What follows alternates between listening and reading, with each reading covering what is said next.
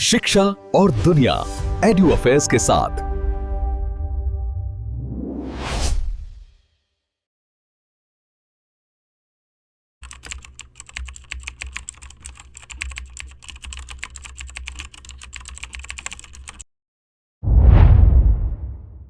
नमस्ते। आज हम बात करने वाले हैं मेघालय की एक बहुत ही कह सकते हैं खतरनाक सच्चाई के बारे में, रैट होल माइनिंग। ये एक ऐसी कहानी है जिसमें मजबूरी है, लालच है और पर्यावरण की एक बहुत बड़ी कीमत है। तो चलिए इस मुद्दे की गहराई में उतरते हैं। 18 ये कोई मामूली आंकड़ा नहीं है। ये उन मजदूरों की संख्या है जिनकी जान चली गई मेघालय के ईस्ट जयंतिया हिल्स में एक अवैध कोयले की खदान में हुए धमाके में। ये एक ऐसी घटना है जो हमें इस मुद्दे की गंभीरता का एहसास कराती है, बिल्कुल शुरुआत से ही। और देखिए, इस एक घटना ने एक ऐसी खतरनाक प्रथा को सबके सामने ला दिया जो नेशनल ग्रीन ट्रिब्यूनल और सुप्रीम कोर्ट के बैन के बावजूद भी चल रही है। तो सवाल ये उठता है कि आखिर ऐसा हो क्यों रहा है। तो चलिए सबसे पहले ये समझते हैं कि ये रैट होल माइनिंग आखिर है क्या और ये इतनी खतरनाक क्यों मानी जाती है। नाम से ही अंदाजा हो जाता है ना, रैट होल यानी चूहे का बिल। और सच में ये खदानें कुछ वैसी ही होती है, इतनी तंग, इतनी छोटी कि कोई इंसान उसमें बस रेंग कर ही जा सकता है। कोयला निकालने का ये सबसे पुराना और खतरनाक तरीका है। जरा सोचकर देखिए, सुरंगें हैं सिर्फ 3 से 4 फीट ऊंची, यानी आपको या तो झुककर या रेंग कर काम करना है। न कोई साइंटिफिक प्लानिंग, न दीवारों को कोई सपोर्ट, न हवा आने जाने का कोई रास्ता। और अगर कुछ हो जाए तो बाहर निकलने का भी कोई रास्ता नहीं। मतलब ये तो हर पल मौत से खेलने जैसा है। अब ये माइनिंग भी 2 तरीकों से की जाती है। एक है साइड कटिंग, जिसमें पहाड़ों के ढलानों पर सीधे सुरंगें खोद दी जाती हैं, और दूसरा है बॉक्स कटिंग। इसमें पहले एक गहरा गड्ढा खोदा जाता है और फिर उससे चारों तरफ मकड़ी के जाले की तरह सुरंगें निकलती हैं। पर सच कहें तो तरीका कोई भी हो, खतरा दोनों में बराबर है।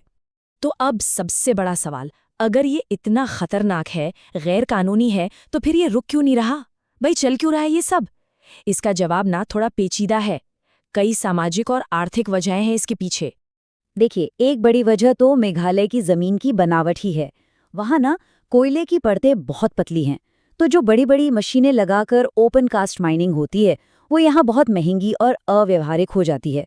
ऐसे में रैट होल माइनिंग उन पतली परतों से कोयला निकालने का एक कह सकते हैं सस्ता जुगाड़ बन जाता है।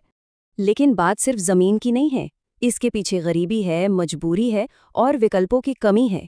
कई समुदायों के लिए ये जानलेवा काम ही पेट पालने का एकमात्र जरिया है। और तो और इस सस्ते ब्लैक मार्केट वाले कोयले की मांग भी बहुत ज्यादा है। और रिपोर्ट्स तो ये भी बताती हैं कि इसमें खदान मालिकों, लोकल अथॉरिटीज और कुछ नेताओं की मिलीभगत भी शामिल है। तो ये तो हुई वजह, लेकिन इस सब की कीमत कौन चुका रहा है? इसका असर सिर्फ उन खदानों तक ही सीमित नहीं है, ये पूरे इलाके पर एक तबाही का निशान छोड़ रहा है। ये खदानें असल में मौत के कुएं हैं। छत का गिर जाना, अचानक बाढ़ आ जाना या जहरीली गैस से दम घुटना, ये वहाँ आम बात है। और जो बात सबसे ज्यादा दिल दुखाने वाली है वो ये कि इन अंधेरी सुरंगों में काम करने वालों में अक्सर बच्चे भी होते हैं। ये मानव अधिकारों का सीधा सीधा उल्लंघन है। अब बात करते हैं पर्यावरण पर इसके असर की, जो कि बहुत ही भयानक है। एक चीज होती है एसिड माइन ड्रेनेज या AMD। आसान भाषा में समझे तो जब कोयले में मौजूद सल्फर जैसे मिनरल्स पानी और हवा के संपर्क में आते हैं तो वो सल्फ्यूरिक एसिड बना देते हैं, और ये एसिड आसपास के नदी नालों में घुलकर उन्हें जहरीला बना देता है। नतीजा, कोपेली, मेंतुडू और लुखा जैसी नदियां जो कभी जिंदगी देती थी, आज इतनी एसिडिक और जहरीली हो चुकी हैं कि उनमें मछलियां और दूसरे जलीय जीव जिंदा ही नहीं रह सकते। सोचिए, पूरा का पूरा इकोसिस्टम तबाह हो गया है। और ये तबाही सिर्फ पानी तक नहीं रुकी है। इन खदानों के लिए बड़े पैमाने पर जंगलों को काटा जाता है। इससे ना सिर्फ जानवर बेघर होते हैं, बल्कि मिट्टी का कटाव भी होता है और जमीन धीरे धीरे बंजर हो जाती है। और जो मजदूर इन हादसों से बच भी जाते हैं, उनकी जिंदगी भी आसान नहीं होती। बिना किसी मास्क या सेफ्टी गियर के लगातार कोयले की धूल में सांस लेने की वजह से उन्हें ब्लैक लंग्स जैसी फेफड़ों की लाइलाज बीमारियां हो जाती हैं। ये एक तरह से धीमी मौत है। तो सवाल ये है कि क्या इसका कोई हल है? क्या इस तबाही के चक्र को तोड़ा जा सकता है?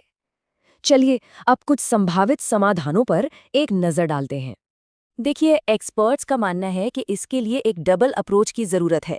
एक तरफ तो ड्रोन और सैटेलाइट जैसी मॉडर्न टेक्नोलॉजी का इस्तेमाल करके इस अवैध खनन पर सख्ती से लगाम लगानी होगी, और दूसरी तरफ, जो कि शायद सबसे जरूरी है, वहां के लोगों को रोजगार के दूसरे बेहतर मौके देने होंगे, जैसे अनानास की खेती, इको टूरिज्म वगैरह।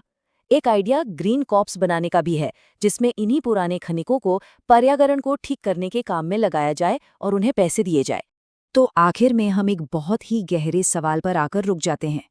जब पेट की आग और कानून के बीच टकराव हो, तो कोई भी समाज एक बेहतर भविष्य कैसे बना सकता है? जब लोगों के पास अपनी जान जोखिम में डालकर कानून तोड़ने के सिवा कोई रास्ता ही ना बचे, तो हम एक ऐसा समाधान कैसे निकालें जो लोगों की ज़रूरतों का भी ध्यान रखें और हमारे पर्यावरण को भी बचाए? ये एक ऐसा सवाल है जिसका जवाब हम सबको मिलकर खोजना होगा।